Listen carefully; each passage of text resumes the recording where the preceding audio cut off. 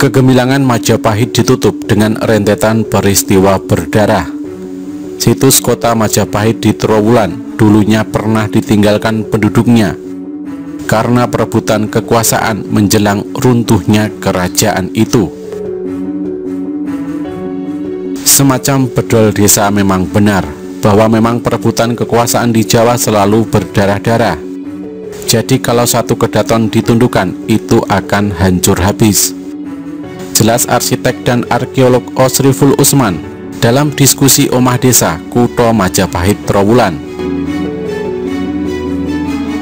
Sepeninggal Raja Hayam Wuruk dan Patih Gajah Mada, Majapahit mulai meredup sebelum menjadi semakin lemah akibat menguatnya kekuatan Islam Demak. Pertentangan di tengah keluarga kerajaan telah lebih dulu membuat Majapahit goyah. Osriful yang akrab dipanggil Ipul menjelaskan bahwa sumber tradisi menyebut Majapahit runtuh pada tahun 1478 pada masa pemerintahan Girindrawardhana akibat serangan kerajaan Islam Demak. Tahun itu berdasarkan Candra Sengkala Serat Kanda yang menyebut sirna ilang kertaning bumi, yang berarti 1400 Saka atau 1478 Masehi. Padahal setelah itu masih ada bukti-bukti sejarah yang menunjukkan Majapahit masih ada.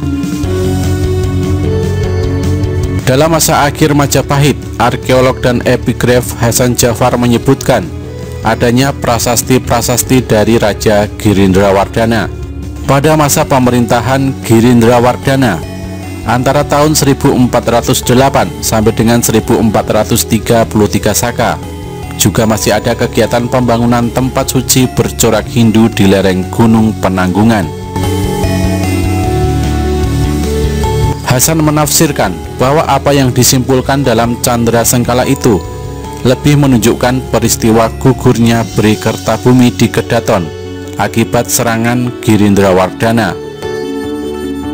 Soal kapan runtuhnya Majapahit, petunjuk lain bisa diambil dari berita Antonio Pigafetta, seorang penjelajah Venesia, Italia. Pigafetta menyebut Patih Unus sebagai Raja Majapahit yang berkuasa ketika masih hidup. Patih Unus meninggal pada tahun 1521. Kami berpendapat antara tahun 1518 sampai dengan 1521. Kira-kira pada tahun 1519 Patih Unus telah menguasai kerajaan Majapahit, ungkap Jafar. Dengan dikuasainya Majapahit oleh Patih Unus, kerajaan itu telah hilang kedaulatannya. Maka pada tahun 1519 bisa dianggap sebagai saat keruntuhan Majapahit yang sebenarnya. Meski begitu, penyebab keruntuhannya dapat dipandang bukan hanya akibat serangan Demak, tapi adanya perebutan kekuasaan antara keluarga raja. Jafar berpendapat tindakan Patih Unus sebagai penguasa Demak dapat dipandang sebagai perjuangan seorang penguasa daerah untuk menguasai Majapahit, sebab Demak merupakan salah satu daerah kekuasaan Majapahit. Para penguasanya menurut Babat Tanah Jawa dan Serat Kanda adalah keturunan Raja Majapahit, yakni Prabu Brawijaya kelima.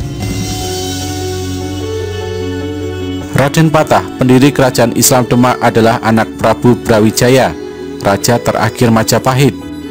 Oleh karena itu, serangan Patih Unus anak Raden Patah dapat dianggap sebagai upaya keturunan Raja Majapahit merebut haknya atas tahta kerajaan.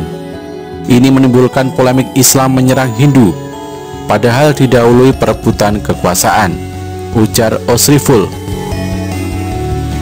Selain perebutan kekuasaan, faktor agama tak bisa dikesampingkan sebagai pendorong runtuhnya kerajaan besar itu.